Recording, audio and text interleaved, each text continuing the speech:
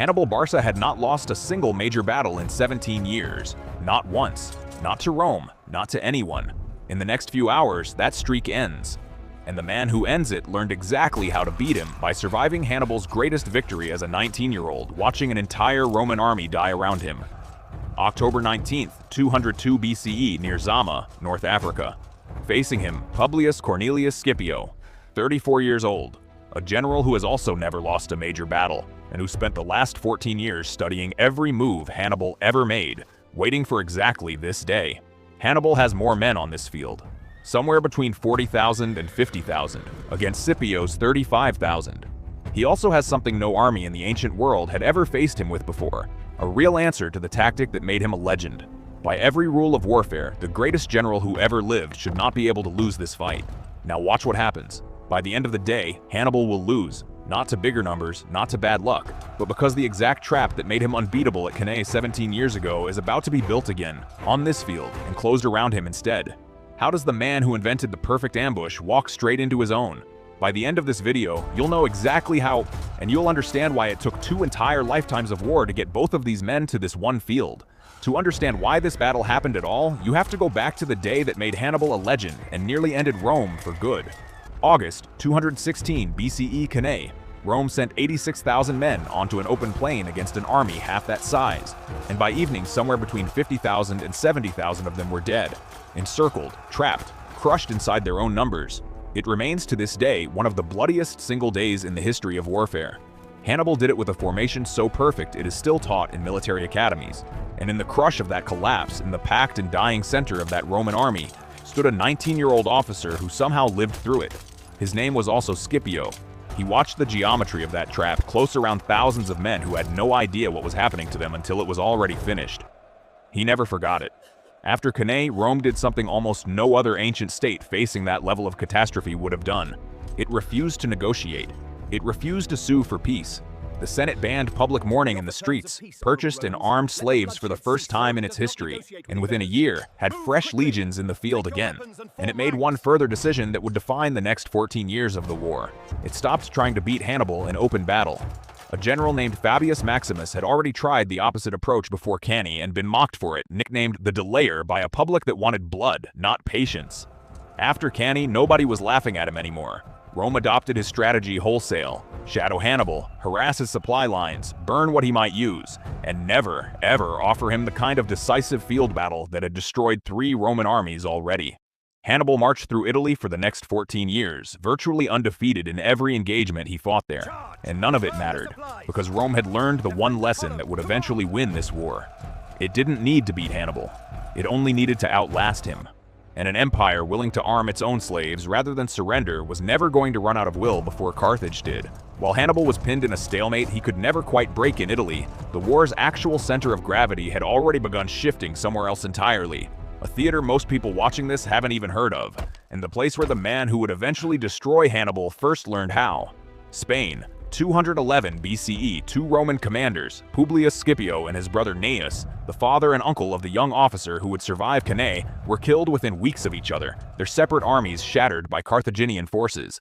Rome's entire position on the peninsula was on the verge of total collapse. 3 full Carthaginian armies now controlled the field, and Rome had almost nothing left in Spain to stop them. Back in Rome, the Senate faced a problem nobody wanted to touch. "We need a new commander for Spain," one senator says to a silent chamber. "Someone experienced, someone the legions will still trust, after what just happened there." Nobody volunteers. 2 respected generals have just died leading that exact army, and the region is now considered close to a death sentence for anyone who takes the post next. Then a young man stands, 24 years old. His father and uncle are the 2 men who were just killed. "I will go," he says. "You are 24. Someone answers from the crowd. "You have held no independent command in your life." "I am the only man in this room willing to stand here and say yes." Desperation, more than confidence, grants him the command. This is the same Scipio who survived Cannae 5 years earlier as a teenager. He arrives in Spain to an army that is demoralized, under strength, and led, everyone assumes, by a boy too young and too green to matter. He spends months doing something almost no ancient general in his position would have the patience for. Instead of throwing his outnumbered force at any one of the 3 Carthaginian armies scattered across Spain, he waits, gathers intelligence, and learns something that changes the entire war. New Carthage, the Carthaginian capital in Spain, home to its silver mines, its treasury, its supply depots, and the Spanish hostages Carthage holds to guarantee the loyalty of local tribes, is lightly garrisoned. All three Carthaginian field armies are scattered elsewhere on the peninsula, none of them within immediate reach of the city. If we march on New Carthage now, while the armies are scattered, Scipio tells his officers, we could take it before any of them arrive to stop us. It's 10 days from the nearest relief force, an officer answers. Maybe 7 if they force the march. Then we don't have 10 days, we have less. He tells almost no one the actual target until the army is already moving, and pushes it hard along the coast, timing his arrival with support from the Roman fleet under his commander Laelius. New Carthage sits on a peninsula, walls on 3 sides facing open sea, and a lagoon on the 4th that every defender inside assumes is impassable. Scipio has spent days quietly asking local fishermen a very specific question. The lagoon on the northern side, he asks one of them, how deep does it run at low tide? Barely a man's waist most afternoons, the fisherman answers. Sometimes less. It empties out toward evening, this time of year. He now knows the one place in the entire city's defenses that nobody is watching. At dawn, he launches a loud, full assault against the strongest wall, the one facing the land approach, pulling every defender the Carthaginian garrison commander has toward that fight. By afternoon, the tide drops exactly as the fisherman described, and a second force Scipio has held in reserve all morning wades through the lagoon toward the undefended northern wall. To his own soldiers wading into water that should not be crossable, he frames it as something bigger than local knowledge. Neptune himself has shown us this path, he tells them. The god of the sea does not open a road like this for just anyone. Whether he believes it or simply understands exactly what his men need to hear in that moment, the effect is the same. They move forward without hesitation. Ladders go up against a wall with almost no one defending it. By evening, New Carthage, the wealth, the war material, and the political leverage of an entire province, belongs to Rome. 3 Carthaginian armies, each large enough to have destroyed him, never arrived in time to matter. 2 years later, Scipio does something even more remarkable at a battle called Ilipa, luring the combined Carthaginian armies of Spain into a formation that mirrors almost exactly the double envelopment that made Hannibal famous at Cannae. He wins so completely that Carthage's hold on Spain effectively ends that same year. He is 28 years old, and he has just done, on a smaller scale, precisely what Hannibal did to Rome, beaten a larger force using the enemy's own confidence against it. By 205 BCE, Spain belongs to Rome. Scipio returns home a hero, and immediately proposes something that terrifies half the Senate. We should invade Africa, Scipio tells the assembly. Force Carthage to recall Hannibal from Italy to defend its own capital. Fabius Maximus, the same man whose cautious strategy saved Rome after Cannae, now an old man and the single most respected voice in the Senate, stands to oppose him directly. Hannibal has been in Italy for 13 years, Fabius says. He has never once been decisively beaten there. You want to strip Italy of its best troops and gamble them on a continent none of us has ever fought on. Against an enemy whose strength we can't even measure. We have spent 13 years refusing to lose, Scipio answers. I am not proposing we keep refusing to lose. I am proposing we finally win. If you fail in Africa, Rome has nothing left to stop Hannibal with, should he ever decide to march on the city itself. If we keep waiting for Hannibal to make a mistake in Italy, we will wait forever. He hasn't made one in 13 years. He is not going to start now. The Senate is split almost evenly. In the end, Scipio gets a scaled-down version of what he asked for, permission to invade, but without the full levy of fresh troops he wanted, forced instead to rely largely on volunteers and the survivors of Cannae itself, men who have spent over a decade waiting for exactly this chance. He lands in North Africa in 204 BCE with roughly 30,000 men, and what follows over the next 2 years is a campaign most people who know the name Zama have never even heard of. And it is, in its own way, just as audacious as anything Hannibal ever attempted. Carthage's position in Africa rests heavily on an alliance with Syphax, a powerful Numidian king whose cavalry could tip almost any battle on the continent. Scipio works to peel a rival Numidian prince, Massinissa, away from Carthage and onto Rome's side instead, a defection that will prove decisive at Zama itself. But first, Scipio has to deal with the combined Carthaginian and Numidian armies currently besieging his own foothold at Utica. Unable to break their fortified camps by direct assault, Scipio does something almost nobody expects from a Roman general at this point in the war. He negotiates. He opens peace talks with Carthage's commander, drawing the process out for weeks, all while quietly sending scouts disguised as slaves into both enemy camps to map their exact layout. How the tents are arranged, what they're built from, how far apart the two camps sit. The Carthaginian camp is stone and earthwork, a scout reports, but Syphax's Numidian camp, reeds and matting, dry as kindling. Then we don't need to break through their walls, Scipio says. We need a torch. He breaks off the negotiations abruptly, without warning, and that same night launches a coordinated surprise attack, setting fire to the Numidian camp first. As Syphax's men scramble out of their burning tents in the dark, Carthaginian troops rush from their own camp to help, and Scipio's second force is already waiting, striking the Carthaginian camp while it's stripped of its own defenders responding to the fire next door. Ancient sources claim as many as 40,000 men die in the chaos and flames of that single night. A number modern historians treat with real skepticism, but even by the most conservative estimates, it stands as one of the most devastating single strikes of the entire war, and it happens without a conventional battle ever being fought at all. Carthage's field army in Africa is shattered before Hannibal has even set foot back on the continent. Panic spreads through the city. The council does something it has resisted for over a decade. They send word to Italy, come home. For the first time since he was a boy, Hannibal returns to the land of his birth. And for the first time in his career, he is not choosing where or when he fights. He is defending a home that isn't really his in any practical sense anymore. He has spent his entire adult life campaigning in Spain and Italy. He knows this ground far less intimately than he ever knew the terrain around Cannae or the passes of the Alps. Word reaches Scipio before Hannibal's ships even land. He's recalled, an officer tells him. All of it. Every veteran he has left in Italy, being loaded onto transports. Then Italy is finally free, Scipio answers. And now we find out if 14 years in Italy taught him anything he can use here. The two armies maneuver toward each other for weeks, each testing the other's patience, each trying to force a battle on favorable ground. Eventually, remarkably, the two generals agree to meet face to face before it comes to that. A parley under truce, each with an interpreter standing beside him, on a stretch of open ground between the two camps. You could have stayed in Italy, Scipio says. Rome never beat you there. And you could have stayed in Spain, Hannibal answers. Rome never asked you to gamble an entire war on one afternoon. I didn't come here to negotiate. Neither did I. Carthage asked me to come. Hannibal studies him for a long moment. You've studied me. I can see it in how you've deployed your men before we've even fought. I had a good teacher, Scipio says. I was at Cannae. Hannibal doesn't answer. Something in his expression changes and he doesn't answer. The talks fail. Neither side is willing to accept the other's terms for peace, and both men, in truth, may already suspect that's exactly how it was always going to end. Both armies spend the night preparing for the morning. Hannibal has the larger force, but numbers were never what made him dangerous. What made him dangerous was always the plan behind the numbers, and this time, his own plan is compromised before the first horn even sounds. He deploys in 3 separate lines instead of his usual single, tightly coordinated force. Mercenaries up front, Ligurians, Gauls, Balearic slingers, men with no particular loyalty to Carthage beyond their pay, expendable, meant to absorb the first shock and nothing more.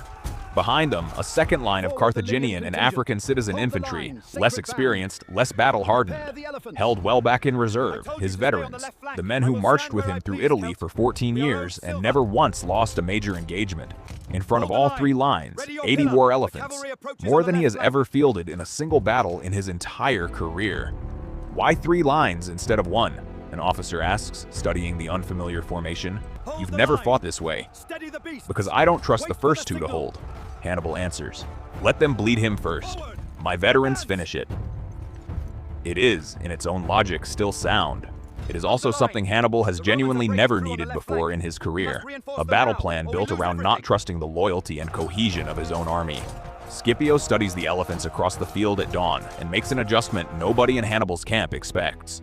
Instead of a solid infantry wall, he arranges his maniples in columns with open lanes cut straight through the entire formation, gaps wide enough for a charging elephant to run through without touching a single soldier on either side. You're opening holes in your own line, a Roman officer says, watching the formation take shape. Against infantry, that's suicide. It's not for infantry, Scipio answers. It's for elephants.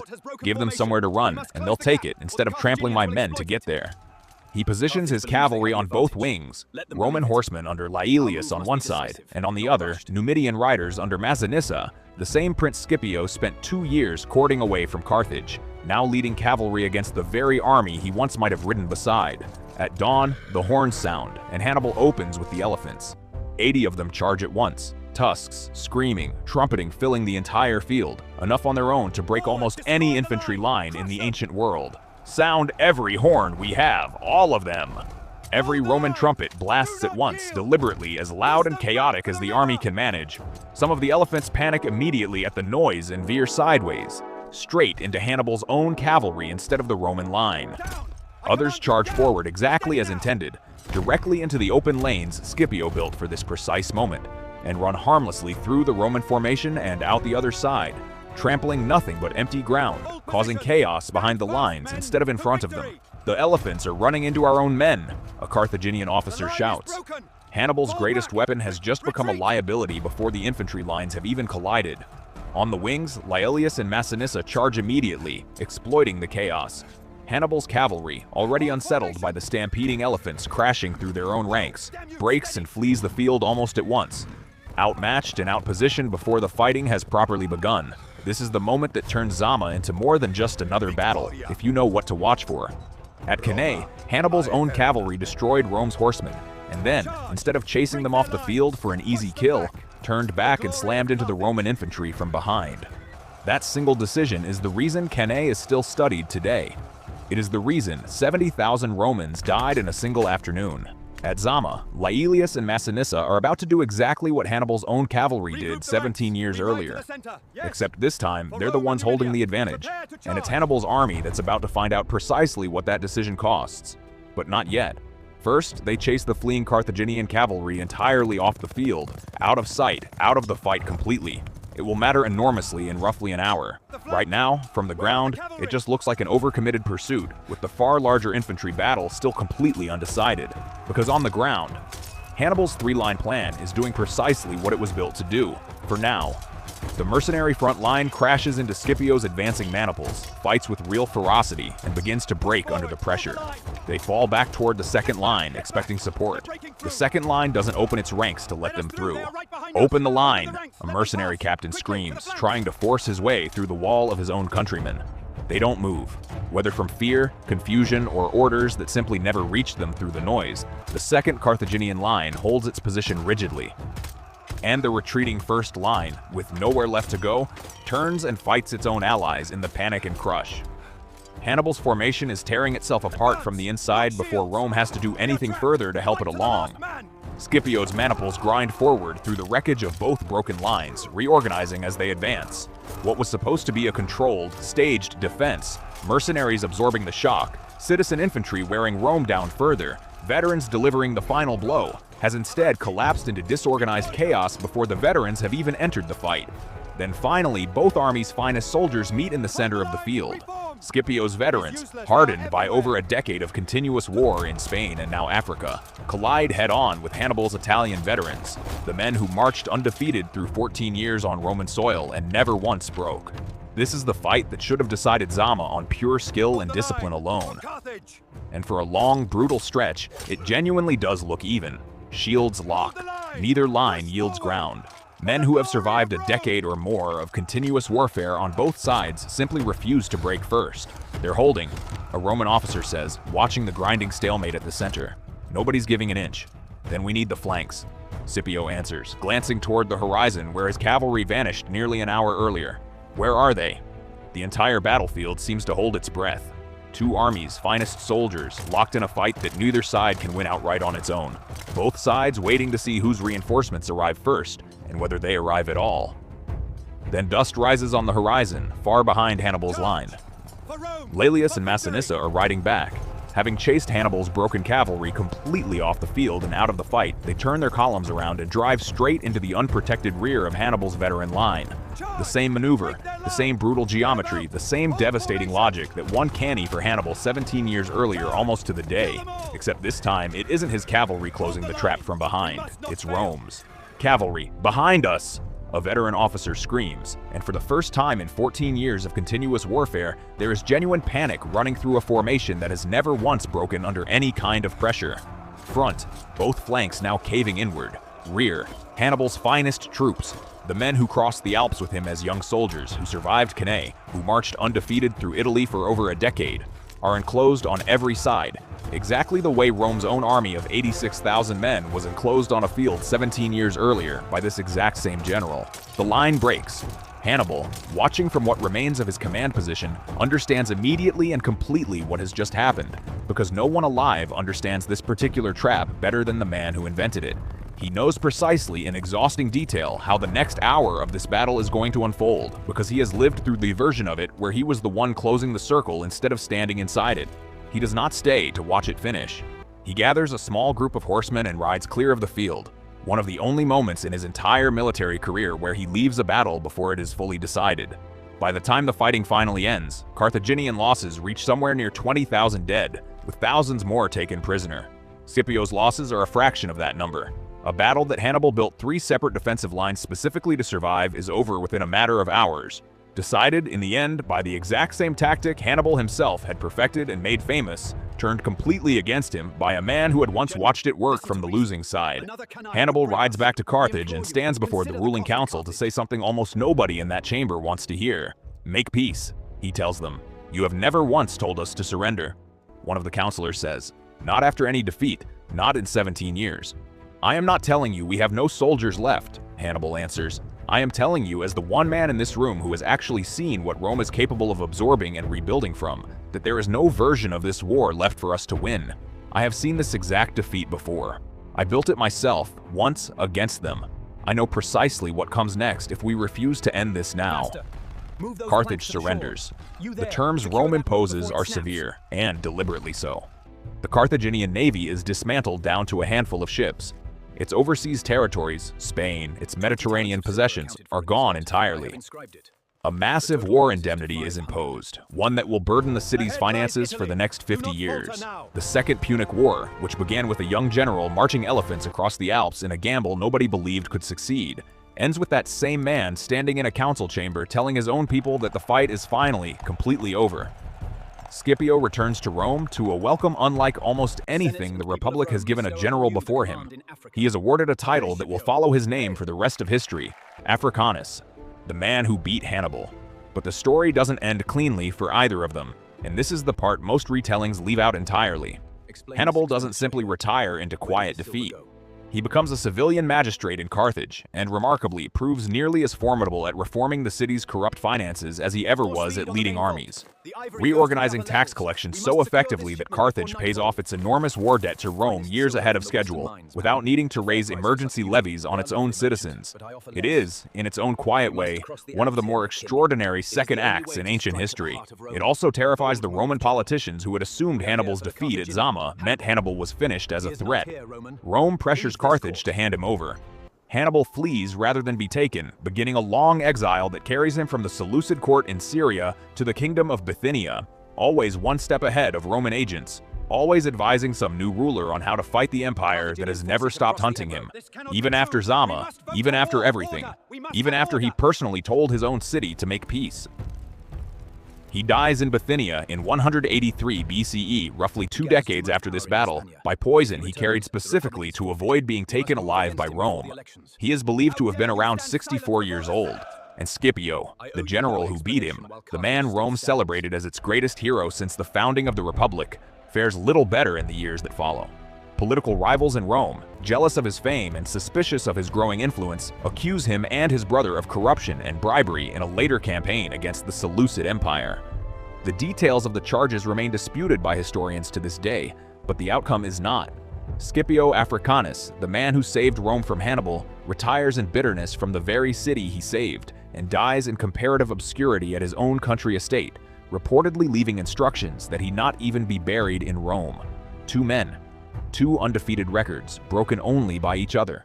2 lives that end, in their own very different ways, in exile from the cities that once needed them more than anything else in the world. Because that, in the end, may be the truest lesson Zama actually teaches. Rome only found one way to beat the greatest general who had ever lived. It had to become him first, and having done that once, it never quite trusted either of them again.